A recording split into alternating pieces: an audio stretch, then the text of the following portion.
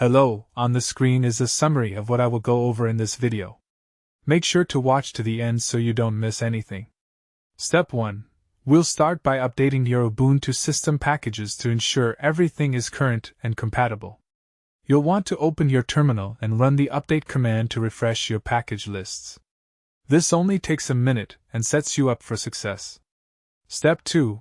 Next, we'll install some required dependencies that Docker needs to run properly.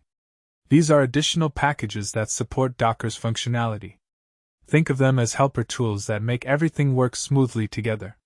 Step 3. Now we'll add Docker's official repository to your system. This is important because it ensures you're getting the authentic Docker software directly from the source.